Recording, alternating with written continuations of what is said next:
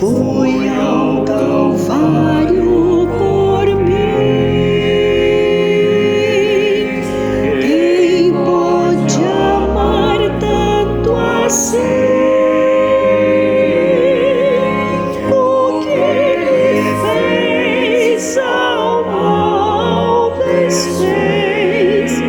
Cristo te ama, Cristo me ama, quando nos ama Jesus.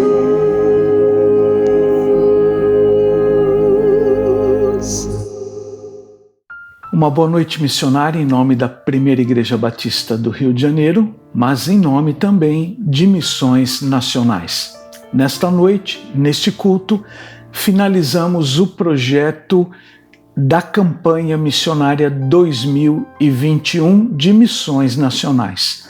Mas com certeza os desafios, os projetos, a obra missionária não finaliza neste mês. Em todos os meses nós contamos com você, contamos com a sua oração, contamos com o seu testemunho e também contamos com os recursos financeiros que você pode ajudar para que este projeto aconteça em nosso país.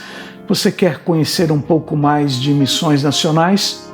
Entre no site missõesnacionais.org.br e se atualize a respeito da obra missionária no Brasil. Ali você poderá verificar quantos projetos, quantos desafios que Missões Nacionais têm. E você é o braço para que esses projetos possam acontecer. Esta igreja é o braço para que estes projetos possam acontecer. Missões Nacionais conta com você.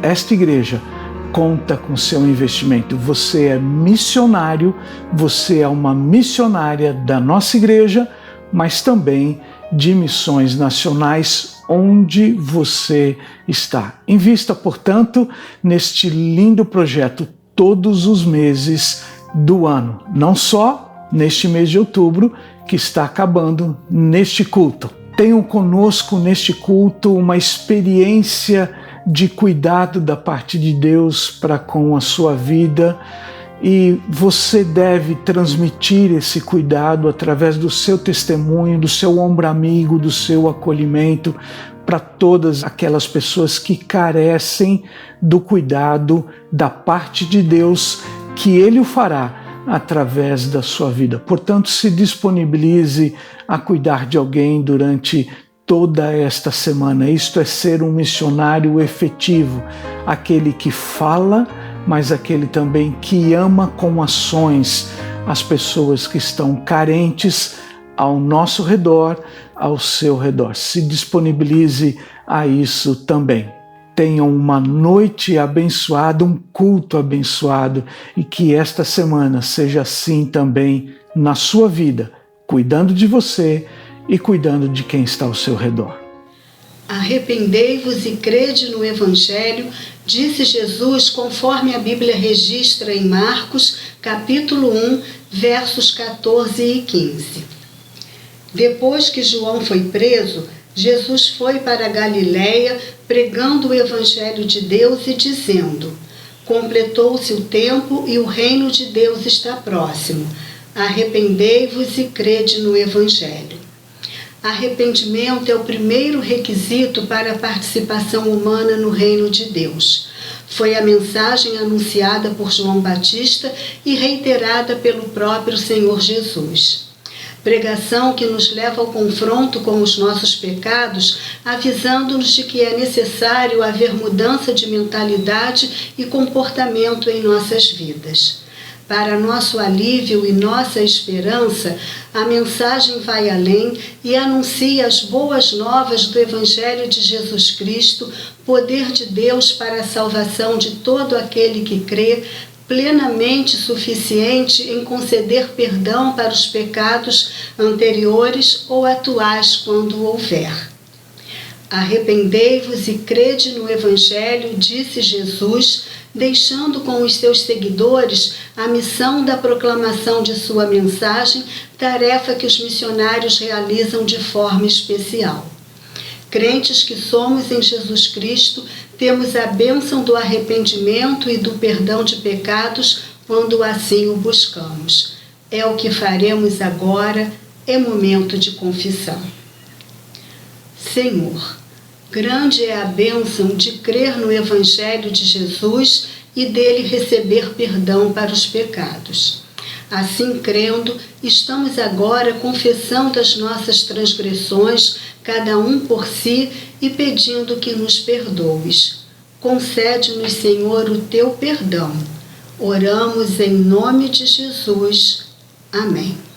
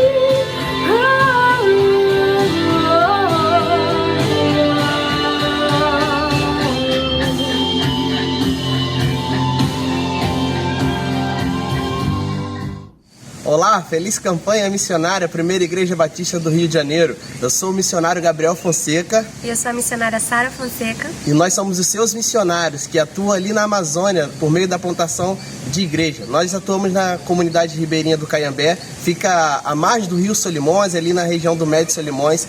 E nós trabalhamos ali através da plantação de igreja, relacionamento discipulador com os ribeirinhos, formação de liderança local e também a compaixão e graça. Nós temos ali cerca de 20 comunidades em volta do nosso distrito, o distrito do Caiambé, e nós contamos com a ajuda dos irmãos, com as orações dos irmãos, o envolvimento dos irmãos nessa campanha, para a gente anunciar que Jesus Cristo é a única esperança para aquela região ali tão isolada, tão escondida da nossa Amazônia brasileira. Nós agradecemos às igrejas pelo envolvimento, nós agradecemos à Primeira Igreja Batista por seu envolvimento na campanha para anunciar aos ribeirinhos que Jesus Cristo é a única esperança. Que Deus abençoe vocês, queridos. Abraço.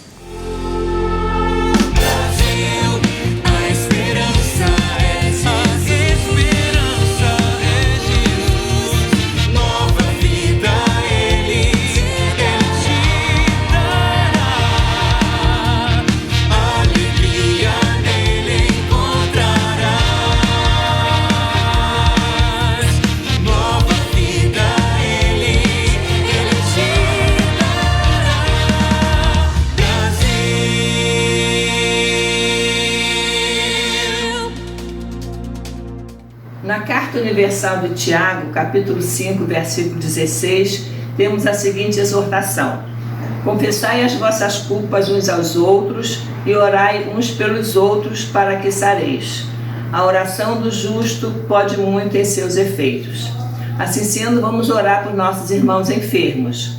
Alfredo Pina, Andréa dos Santos, Antônia Guimarães, Aurizé Cláudio Dias de Santana, Beti Lacerda, Campos Duarte Siqueira, Clóris Pacheco, Eduardo Alves Lopes, Elias Ângelo, Eunice Oliveira Santana, Hilda dos Santos, Iedo Torres, Isabel Amélia Salles, Jefferson Silva, Joaquina Anjos, José Lino da Conceição, Dilma Celina, Dalva Celina, Diná Pinheiro, José Vaz de Melo, Paulo Moreira, Maria Gomes de Melo, Maria José Ribeiro, Marieta Neves, Martinha Rabelo, Regina Lúcia, Selma Ferreira Freitas, Silas Soares Santos e Tereza Ferreira.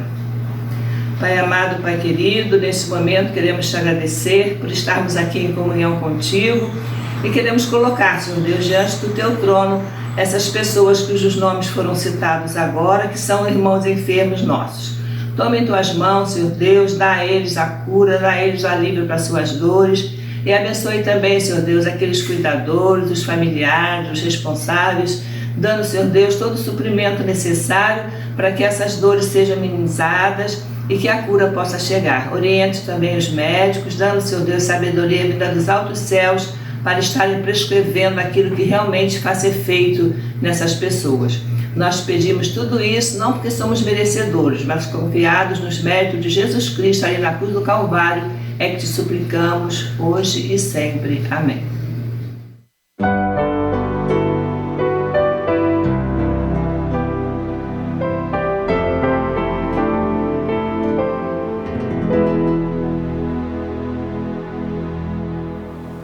Qual será a importância das crises, dos problemas, das dificuldades no desenvolvimento e na conservação da fé? Ou antes, qual o peso do fator tribulação no crescimento espiritual? Há uma pesquisa de um instituto norte-americano que descobriu que a maioria das pessoas está orando mais durante este surto de coronavírus do que antes, orando mais agora do que antes. Mas o padrão visto anteriormente é que quando uma crise termina, a vida volta ao normal. Novamente, as igrejas voltam a ficar quase vazias. É o cenário norte-americano e esse instituto Centro de Pesquisa de Banco de Igreja, tradução literal, fez essa pesquisa. Pessoalmente, nós testemunhamos este fenômeno em 2001. Nas semanas imediatamente seguintes aos ataques terroristas de Nova York, aconteceu exatamente isso. Você lembra que os ataques aconteceram no dia 11 de setembro e foi no início da manhã, 9h30, 8h30, 9h30, por aí, e a televisão canadense, nós estávamos no Canadá na época, a televisão suspendeu a sua programação normal e ficou o dia todo falando no assunto. Espalhou-se o temor generalizado de que aquilo que estava acontecendo era o início de uma guerra terrível. E você não sabe, quando a guerra começa, como é que ela vai acabar. Os próprios canais de televisão do país, e olha, nós estamos falando de um país que se ufana do seu secularismo, da sua ênfase não religiosa. Os próprios canais seculares, eles recomendavam a população a que procurasse uma igreja. Uma igreja. Me lembro disso. Perguntei à minha esposa, eu ouvi direito? Esse âncora desse telejornal está recomendando as pessoas a irem à igreja domingo? Exatamente isso mesmo. Tanto que isso foi na terça-feira que foi o ataque, né? No domingo seguinte, no próximo domingo seguinte, o que aconteceu foi que a nossa igrejinha, que era pequena e estava começando com pouca gente, naquele domingo estava lotadinha, cheia. Tinha até vizinho que eu sabia que eram simpatizantes de bruxaria. De bruxaria. Estavam lá com medo da guerra, com medo e com pânico, porque aquilo tudo podia piorar. Mas sabe o que aconteceu? Passado o medo, finda a ameaça, o susto foi embora. O que aconteceu? A friagem espiritual voltou a dominar a paisagem canadense, religiosa pelo menos. Aqui em Lucas capítulo 18, versículo 8, Jesus faz uma pergunta. Ele diz assim, olha, digo-vos que depressa lhes fará justiça, ponto, terminando uma história que ele vinha contando. Contudo, e é aqui que eu queria pegar para você, contudo, quando vier o Filho do Homem, achará fé na terra? Grande pergunta, meu senhor.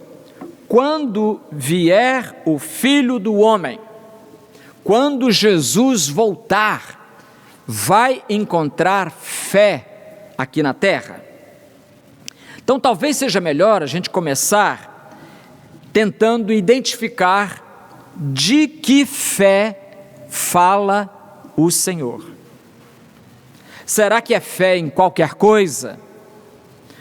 Porque o conceito de fé, meus queridos, aparece na Bíblia, o conceito de fé que aparece na Bíblia difere substancialmente do conceito de fé que o povo tem, a crença popular sobre o que seja a fé.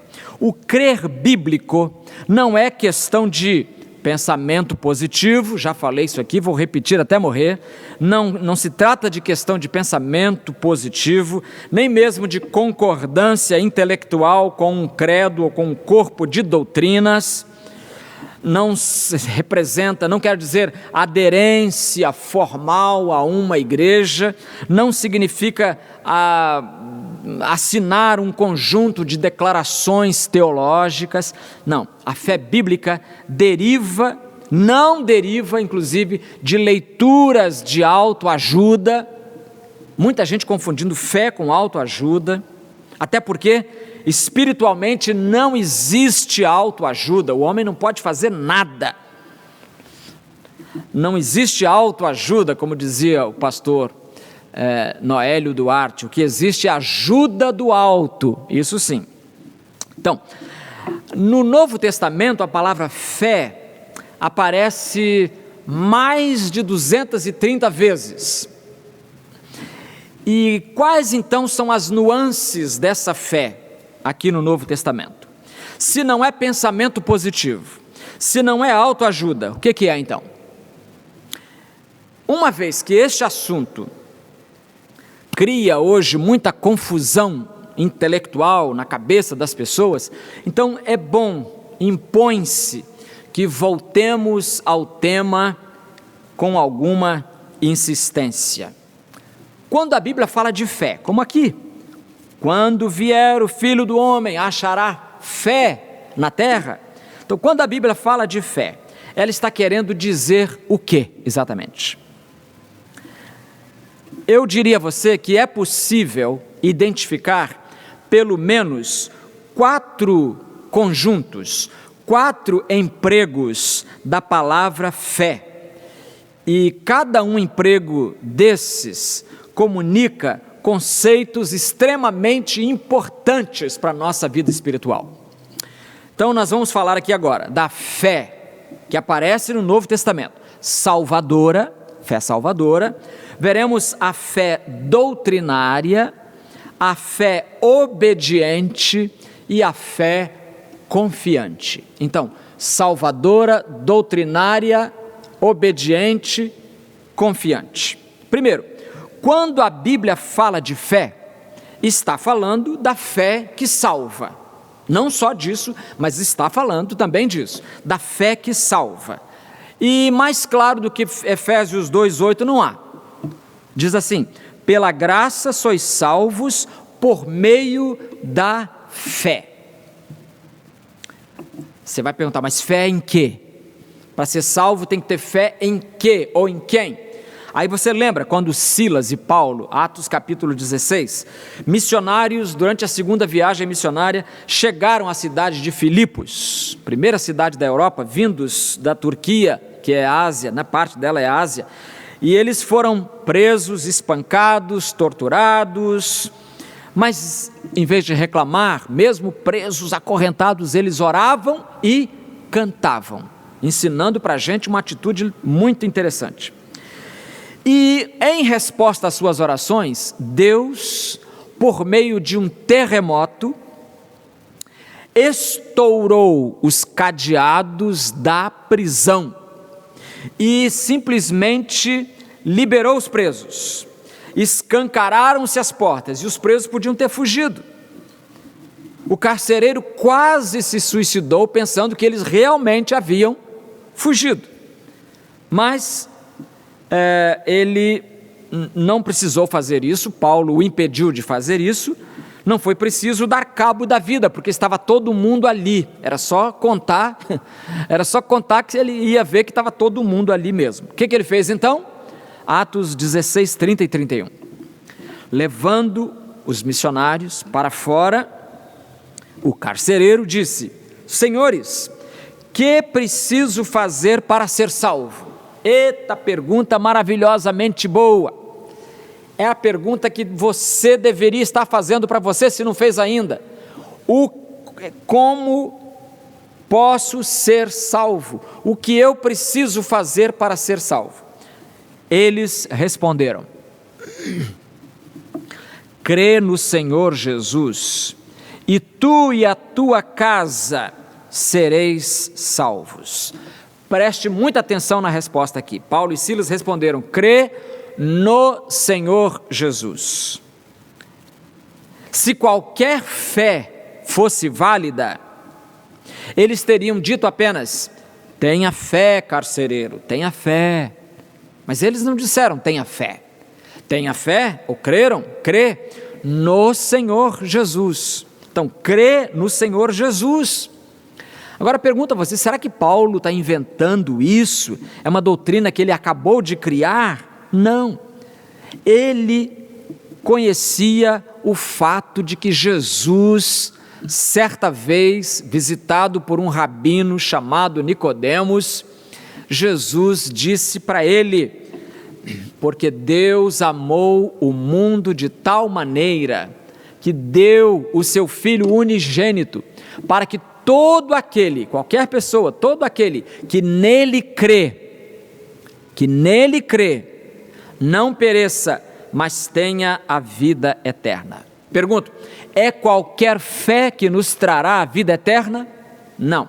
Nele crê, que creia no unigênito, no Filho unigênito. Então, toda vez que o Filho unigênito curava alguém, é outro dado dos evangelhos. Jesus dizia para aquela pessoa que ia ser curada e que foi curada: vai, a tua fé te salvou. Vai, a tua fé te salvou. Você já se lembra dessa frase. Mas fé em qualquer coisa? De novo essa pergunta, fé em qualquer coisa? Não. Vou te dar um exemplo. Jesus curou uma mulher que tinha um problema que a acompanhava por 12 anos. Uma hemorragia inestancável. 12 anos sofrendo daquilo, além das perturbações físicas, também havia perturbação litúrgica, ela não podia ir adorar, enfim, era um problema sério. E ela gastou todo o dinheiro com inúmeros médicos, diz a Bíblia, inúmeros médicos. Agora eu queria que você e eu imaginássemos essa mulher que recebeu, antes de passar por Jesus, ela recebe a recomendação de um médico em especial, doutor Mário pai, não é Mário filho não, vai lá. Então ela pega a sua bolsa e vai até o doutor. No caminho ela vai pensando assim: esse doutor é bom e nesse eu creio, eu vou ser curada. Ela tem fé? Tem fé. Ela vai, conta o problema para ele, pega a receita dele, toma o remédio que ele passa e continua botando sangue, jorrando sangue. É um problema sério. A fé em qualquer coisa não funciona. Tem que ser fé na coisa certa, fé na pessoa certa. Eu sei que tem gente botando a fé em Maria, gente colocando fé em São Pedro, São João, Santo Antônio, Santo Estevão. Não vai funcionar. Tem gente colocando fé em anjo, em arcanjo, em serafim, querubim. Não vai funcionar.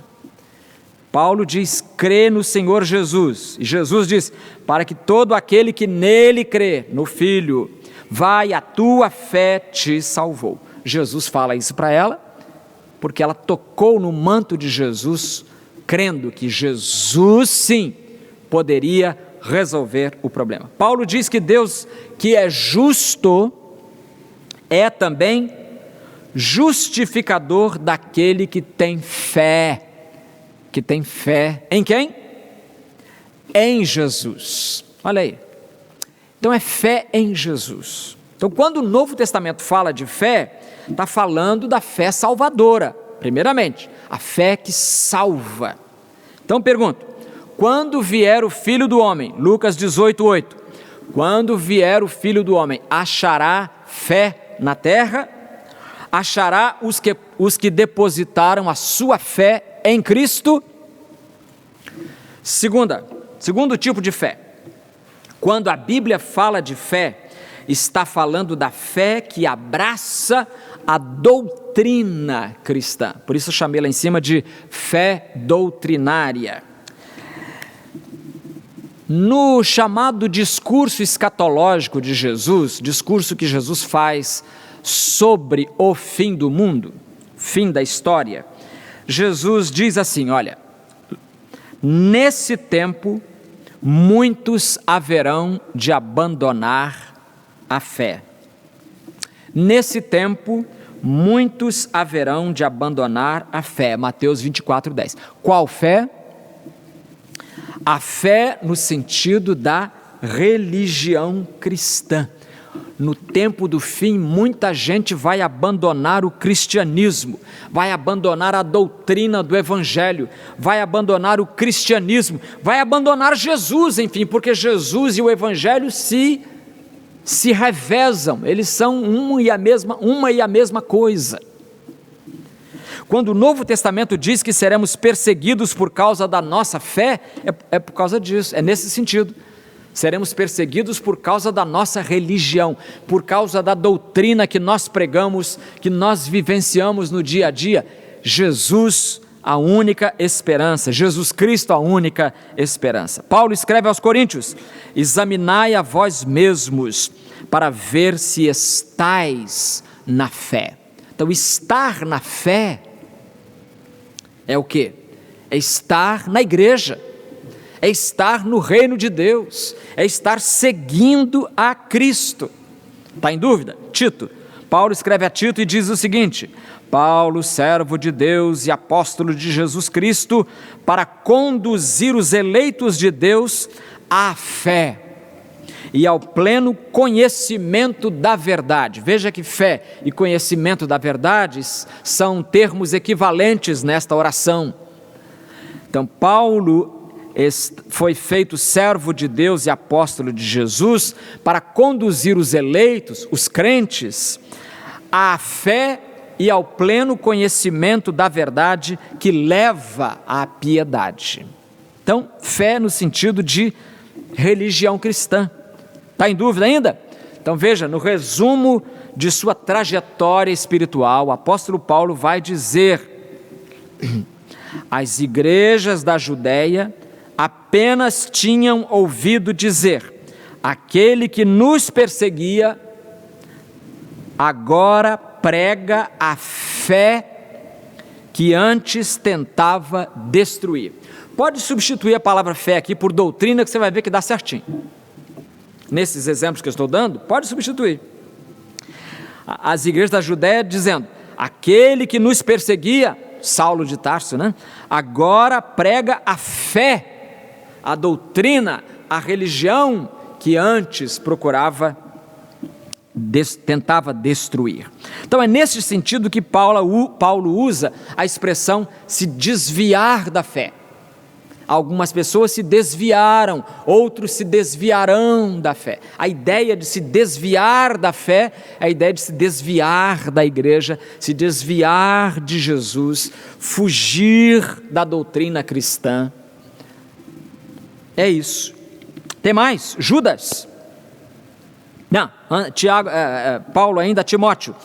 Paulo diz que Timóteo será bom ministro de Cristo Jesus, nutrido pelas palavras da fé e da boa doutrina, fé e boa doutrina que tens seguido. Mesma coisa, fé e boa doutrina. E Judas, mais claro, impossível. Judas alerta para o fato de que devemos batalhar, diz ele, pela fé que uma vez foi entregue aos santos. A fé que uma vez foi entregue aos crentes, à igreja. Que fé foi essa? É a fé em Jesus como Salvador. É a fé que ele é capaz e que ele vai voltar. Enfim, é a doutrina que nós pregamos todo domingo, toda semana, o tempo todo, e esta igreja prega desde 1884. Quando vier o Filho do Homem, pergunta a Jesus, Lucas 18:8, quando vier o Filho do Homem, achará fé na terra? Será que ele achará firmeza doutrinária nos crentes? Terceiro sentido da palavra fé no Novo Testamento. Quando a Bíblia fala de fé, está falando da fé que obedece. Fé que obedece. Sabe de uma coisa? Segundo a Bíblia, crer é uma ação que tem desdobramentos éticos. O que quer dizer isso, pastor? Quer dizer que nossa fé interfere no nosso comportamento. Nossa fé interfere no nosso comportamento. Na Bíblia, crer é compromisso. Ninguém é mais o mesmo se coloca a sua fé no Senhor Jesus. E quem insistiu nisso mais, a meu ver, foi Tiago. Tiago, que é o mais prático dos escritores do Novo Testamento. Tiago 2:17 e 19. Assim também a fé por si mesma é morta, se não tiver obras, isto é, se não tiver consequência na vida, no comportamento. Crês que Deus é um só? Fazes bem, pois os demônios também creem e estremecem. Às vezes as pessoas falam muito aí fora, né? Não, eu creio em Deus. Ah, é? Que vantagem, o diabo crê a mesma coisa. Você está no mesmo nível do diabo, coitado dessa pessoa, né? Porque não é suficiente, é preciso ir a Jesus. Mas crer em Jesus, produz obras da luz, fruto espiritual, produz coisa boa, só coisa boa. Será que Tiago está ensinando que a salvação é pelas obras? Claro que não. As obras são consequência da fé, elas não são causa da fé. Quem crê, obedece. Quem obedece, produz boas obras. Quem obedece a Deus, em quem crê, faz o bem. Faz o bem. Então, o bem feito é consequência da nossa fé bem colocada no Senhor Jesus. O autor de Hebreus tem ali um capítulo muito interessante, porque nesse capítulo 11, ele pinçou da história da salvação vários personagens que ficaram conhecidos por sua fé obediente. Vou citar alguns deles. Pela fé, Enoque foi arrebatado para não experimentar a morte. Pela fé, foi arrebatado para não experimentar a morte. E não foi achado, pois Deus o arrebatara, visto que antes de ser arrebatado, havia sido aprovado por agradar a Deus. Então ele teve fé, e quem tem fé agrada a Deus. Duas ideias correlatas, intimamente dependentes, interdependentes. Ter fé e agradar a Deus. Por isso é que a Bíblia diz que sem fé, Hebreus 11:6, sem fé é impossível agradar a Deus. Sem ir a Jesus, fé salvadora, é impossível ir a Jesus. Quem foi considerado o pai da fé? Você lembra? Abraão é considerado o pai da fé. Hebreus 11:8 fala dele. Pela fé, Abraão obedeceu quando foi chamado, partindo para um lugar que receberia por herança. E partiu sem saber para onde ia. Meu irmão, quem é que sai sem saber para onde vai? Quem é que entra num ônibus e pergunta, para onde você está indo? Não sei, para onde esse ônibus for eu estou dentro. Parece conversa de louco, mas não é. É conversa de alguém que obedece a uma ordem dada por Deus. Então, quando a Bíblia fala de fé, está falando da fé que obedece, que produz boas obras, que faz coisas boas acontecerem. Houve nas primeiras igrejas mencionadas na Bíblia um debate muito interessante sobre a correção ou não de se comer carne, a carne vendida nos açougues, porque as carnes vendidas nos açougues eram carnes sacrificadas a deuses greco-romanos. Então essas carnes, o crente pode comer ou não pode? Aí houve uma celeuma, uma discussão interminável sobre isso, e o apóstolo Paulo dá orientações. Escrevendo aos Romanos, ele diz assim, olha, um crê que pode comer de tudo, e outro, que é fraco, come só verduras e legumes. Aí como ele diz assim, não vou entrar no mérito, não é tanto faz como tanto fez. Comer carne não é relevante, não atrapalha a sua fé, porque a sua fé não está no ídolo, a sua fé está no Senhor, fé no Senhor Jesus, olha aí. Então Paulo vai tentar resolver a crise, comer ou não comer, eis a questão. E Paulo resume assim, Romanos 14:23, mas o que tem dúvidas é condenado se comer, pois o que ele faz não provém da fé. Olha a fé aqui de novo. E tudo que não provém da fé é pecado. tudo aquilo que você faz porque é para agradar as pessoas, não é por fé em Deus, não é para agradar a Jesus, como Enoque que agradou a Deus, como Abraão que obedeceu. Se você faz para agradar a alguém, então é pecado. Então, para esses, Paulo diz, é melhor não comer carne, porque se não é de fé, se não come com convicção, então se come pensando, será que eu estou certo, será que eu estou errado? Essa dúvida cruel é fundamental na determinação ou não da correção desse ato. Quando vier o Filho do Homem, pergunta Jesus em Lucas 18:8, quando vier o Filho do Homem, achará fé na terra, você acha? Será que ele vai achar aqueles que lhe obedecem? Último emprego.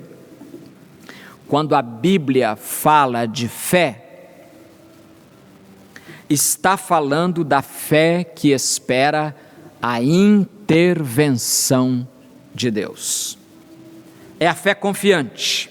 E aqui eu trago uma frase de um autor que aprecio muito e vejo que outros irmãos também apreciam, que é Oswald Chambers. E ele escreveu o seguinte: a fé é o elo que liga a nossa insignificância à sua onipotência. Então a fé é o elo entre a nossa insignificância, podemos dizer, a nossa impotência, não ter poderes, e ligando-nos à onipotência, pode tudo, de Deus. A fé é esse elemento. Então fé é concordar que para Deus nada é impossível. Então, quando alguém tem fé confiante, ele crê que Deus pode resolver todas as crises. Ele confia, ele entrega o seu caminho ao Senhor, confia nele, e ele fará. O que ele fizer está feito. É assim que o crente descansa em Deus. O próprio ato da nossa salvação, aliás, já representa a intervenção de Deus, já é um ato de Deus. Por quê? Efésios 2:8, porque pela graça sois salvos por meio da fé, e isto não vem de vós, é dom de Deus, é ação de Deus, é intervenção de Deus, é Deus trabalhando em você, para você ser salvo. Por isso que você não tem que se gloriar em nada na sua salvação, toda a glória é do nome do Senhor, porque você merecia, eu merecia, nós merecíamos a morte, o inferno, o castigo, a condenação, mas Ele, o Pai, fez cair sobre o Filho a iniquidade de todos nós. Jesus diz, e tudo que pedirdes em oração, crendo, recebereis. E Tiago lembra o exemplo de Elias. Elias era humano e frágil como nós. A gente pensa que Elias era um super-herói, né? Nada, humano e frágil como nós. Ele orou com insistência para que não chovesse.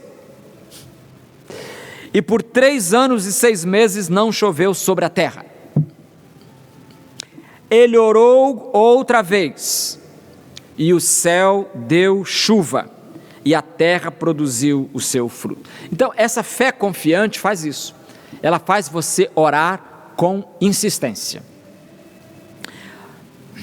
Vendo os milagres de Jesus, ouvindo as mensagens que ele proferia, os discípulos e outros ouvintes também faziam um exercício. Qual é o exercício que era, você acha? Ouvindo Jesus falar, elas comparavam o ideal de Deus com o real das suas vidas. E é claro que o resultado dessa comparação não era favorável aos homens, né? E o resultado desse exercício acabava espalhando desespero na mente e no coração dos discípulos, e o desespero era tão grande que chegou a um ponto em que eles pedem socorro. Lucas 17, lemos assim, disseram os apóstolos ao Senhor, aumenta-nos a fé. Aumenta-nos a fé. Porque chega um ponto que você é desafiado, os recursos de Deus, a presença de Deus, a glória de Deus, o poder de Deus, tudo isso à nossa disposição, e você olha para o seu derredor e vê lama e lodo, e você diz: ah, meu Deus, aumenta a minha fé. Eu acho, irmãos, que é nesse quesito que nós mais escorregamos, porque como aqueles que se preocupam doentiamente pelo dia de amanhã, lembra Mateus 6? Jesus os chamou de quê? Homens de pequena fé. Mateus 6,30. Homens de pequena fé. Está preocupado, quer dizer, não está confiando, não pôs a sua fé no futuro de Deus. Homem de pequena fé. São como os discípulos achando que morreriam afogados quando a tempestade aconteceu no mar da Galileia, e o barquinho virou, parecia barquinho de papel, e os discípulos apavorados: acorda, Senhor, acorda, Jesus, tem misericórdia. Jesus diz o que para eles? Homens de pequena fé. Como Pedro, afundando no oceano da dúvida, ele sai para andar em cima da água, mas afunda. E imediatamente Jesus estendeu a mão, segurou-o e disse-lhe: homem de pequena fé, por que duvidaste? Então, quando vier o Filho do Homem, pergunta Jesus, o próprio Filho do Homem perguntando, quando vier o Filho do Homem, achará fé na terra? Lucas 18:8, achará? Achará na terra os fiéis que esperam a intervenção de Deus na sua saúde, no seu emprego, na sua família, enfim, na sua vida? Quero terminar lembrando o exemplo de um grande escultor inglês do século XVIII, chamava-se John Bacon. E John Bacon era, além de escultor, ele era crente, e muito bom crente. E o que eu li é que ele se encontrava no leito da morte. A morte chegando, a morte se avizinhando, e ele percebendo. Então, ele diz esta frase: o que fui como artista parecia ser de alguma importância enquanto eu vivi, mas o que sou como crente em Cristo Jesus é o que realmente tem importância para mim agora. Não importa o que você tenha sido, o importante é se você é um crente agora. Senhor, nós desejamos, homens de pequena fé que somos, que Tu aumentes também a nossa fé.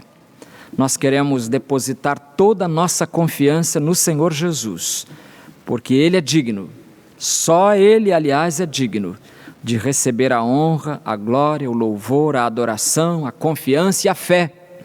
Então, Senhor, ajuda-nos a depositar em Teu Filho toda a nossa esperança, toda a nossa fé, em nome de Jesus.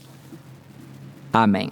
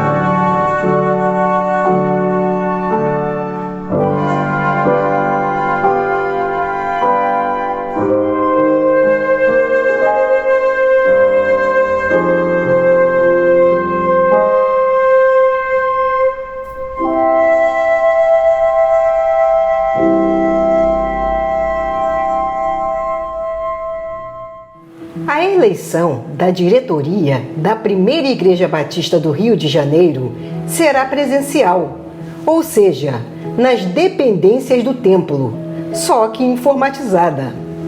O processo será rápido e fácil.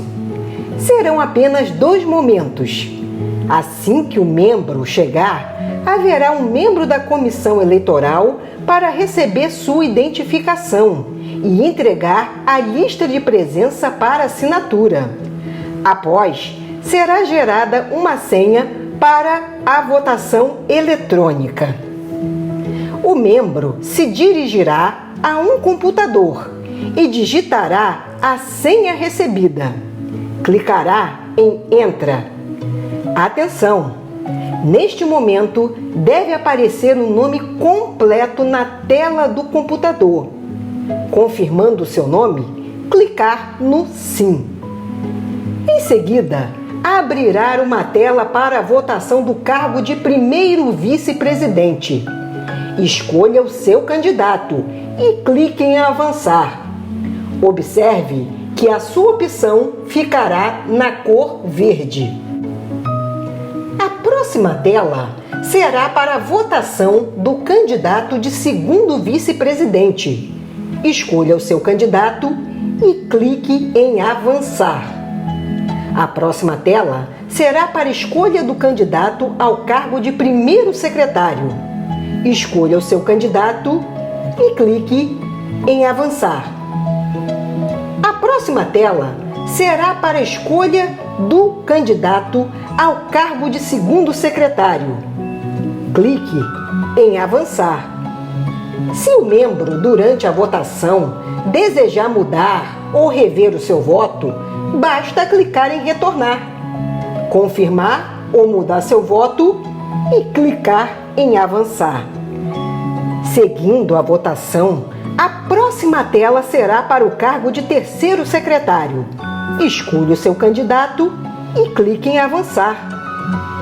A próxima tela será para a escolha do candidato ao cargo de primeiro tesoureiro. Escolha o seu candidato e clique em Avançar. A próxima tela será para a escolha do candidato ao cargo de segundo tesoureiro. Escolha o seu candidato e clique em Avançar. A próxima tela será para a escolha do candidato ao cargo de terceiro tesoureiro. Escolha o seu candidato e clique em Avançar. Na última tela, o membro clicará em Confirmar votação e inserir o seu voto. Abrirá uma tela para o próximo membro votante. Ore e vote. Muito obrigado. Mais uma vez agradecemos a você a sua atenção e o seu culto junto ao nosso culto. Nós queremos convidá-lo a estar sempre conosco, domingo de manhã às 10 horas no santuário, tem que fazer a inscrição evidentemente, e às 19 horas aqui virtualmente. Queremos convidá-lo também para quarta-feira louvar a Deus conosco pelas infovias da internet. Eu desejo desejar a você uma semana abençoada, lendo, para terminar, Apocalipse capítulo 1, versículos 5b e 6. Diz assim: toda a glória seja àquele que nos ama e nos libertou de nossos pecados por meio de seu sangue.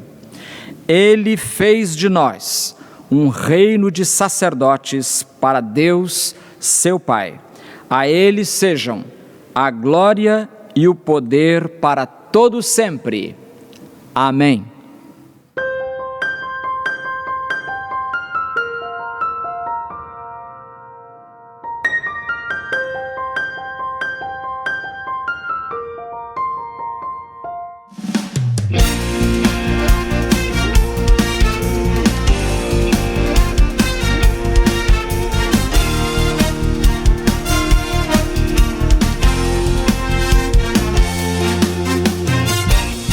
Ergue-se o